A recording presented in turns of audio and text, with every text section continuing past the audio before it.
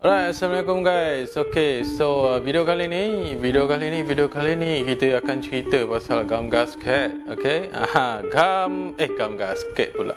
Kita tak cerita pasal gum gasket. Kita cerita pasal gasket. Okay, dan keperluan di mana kita perlu ataupun tak perlu untuk letak gum gasket berdasarkan gasket yang akan disebut ini. Okay, so first kita akan ceritakan tentang gasket yang jenis susah pula, ada melekat. Jenis ini jenis ini. So jenis ini kita orang panggil bahasa kampung dia gasket kertas ataupun gasket kotak. So gasket ni dia akan duduk dekat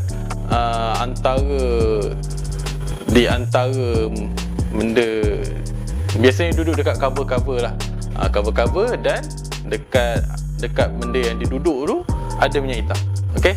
Minyak hitam ada bertakung kat situ. Dan biasanya minyak hitam tu akan macam mecik-mecik sikit kan. So gasket kertas ni memang duduk di antara dua permukaan, dan permukaan tu ada minyak hitam. So bila benda ni dia react dengan minyak hitam, biasanya dia akan kembang sikit je kembang dia tu, ataupun dia terus lekat dekat cover tu.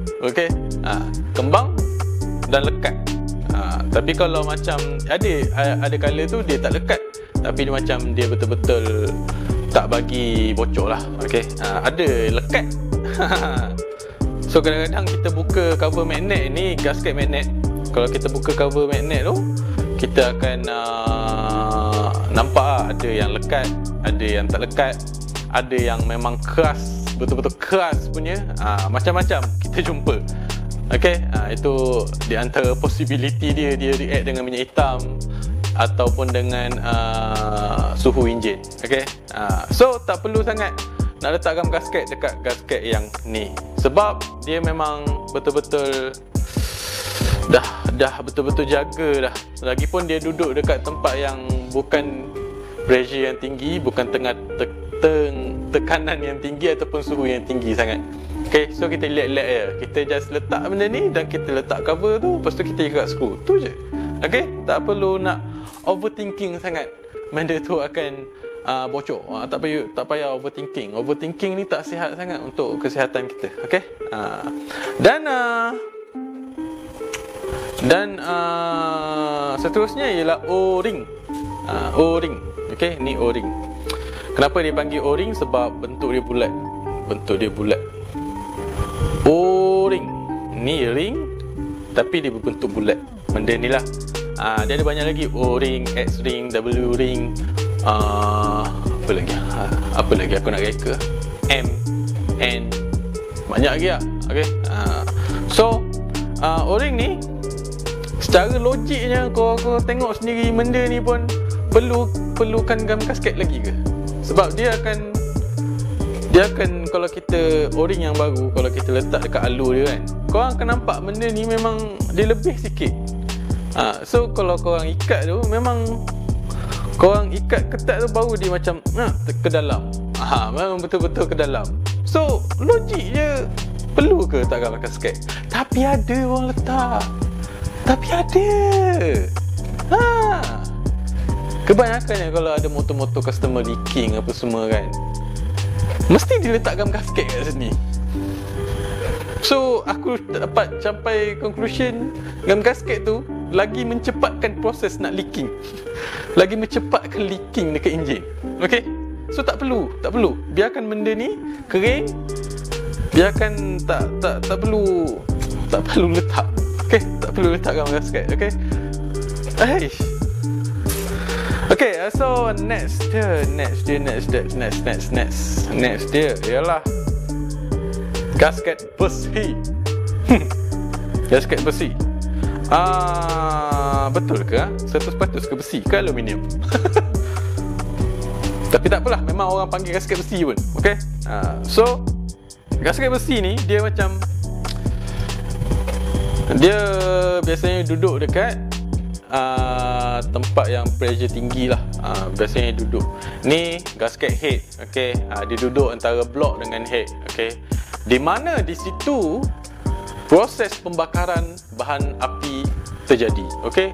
So bila benda meletup depan korang, memang panas, pressure tinggi, tekanan tinggi, okey. So fungsi gasket ni ialah menahan tekanan ataupun suhu tu daripada membocorkan compression. Ini fungsi dia ni. Okey, kenapa letak gasket? Kenapa perlunya gasket ni? Itu tanya engineer. Sebab dia dah buat kira-kira ke apa semua. So gasket ni perlu. Aku tak boleh nak jawab sangat, tapi memang ada gasket, okey. So gasket ni, lagi satu, gasket ni dapat membuang haba sikit lah daripada enjin tu, okey. Buang haba sikit. Sebab ada enjin yang orang buat, dia tak ada gasket head, dia block dengan head tu, dia sekali kan. Ada aku baca macam tu, tapi enjin tu ialah satu kegagalan, okey. So kebanyakan enjin sekarang memang ada gasket head, okey. So kelebihan gasket ni, okey, pada asalnya kalau korang buka motor yang tak pernah dibuka, memang asal kilang enjin dia, korang buka, korang nampak ada gam gasket tak melekat dekat? Tak ada kan? Okey, sebab dekat kilang tu memang dia confirm, dia memang yakin blok tu punya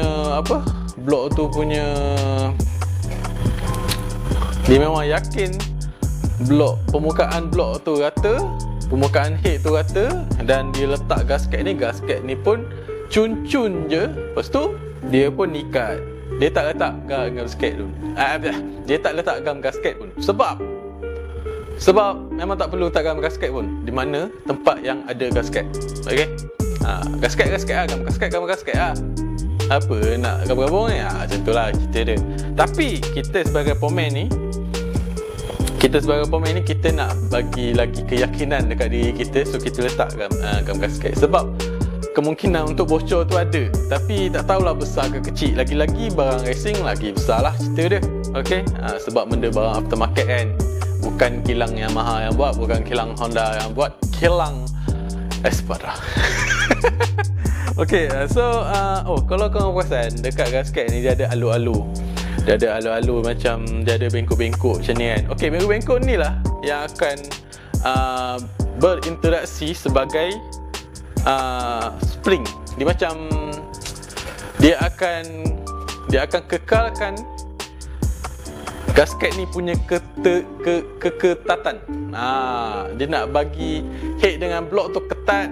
Dia macam ni lah. So kita ketatkan pun guna spanner torque kan. Guna spanner torque, kilang guna spanner torque kan. So macam dengan torque yang betul, gasket ni akan jadi lagi efisien dan tak ada leaking. Tapi kita orang pemain ni, pemain kampung ataupun pemain lain, kita orang memang suka letak gam gasket dekat sini. Sebab kita orang nak bagi tambah keyakinan. Kita orang punya keyakinan, okey. So ada satu lagi guys, satu lagi, iaitu gasket Cooper. Gasket Cooper, okey. Ni gasket racing, saiz dia 63, okey. Okey, so gasket ni dia fungsi dia lebih kurang sama dengan gasket besi tadi tu. Cuma dia Cooper ni dia fleksibel sikit. Dia fleksibel, okey. Kau nampak? Dia fleksibel. Okey. Dah bengkok ah. Okey. So bila dia fleksibel, dia lagi macam efisien untuk tekapkan ruang antara blok, atas blok tu dengan bawah head tu. Dia nak lagi tekapkan ruang tu bagi tak ada leaking langsung. Tapi kelemahan dia tak boleh nak react sebagai spring. Macam ni, dia macam dia ada lekuk kan, lepas tu dia jadi react macam spring kan. Dia macam lagi ketat lah. So dia macam dia tak boleh nak react seketat yang ni, okay.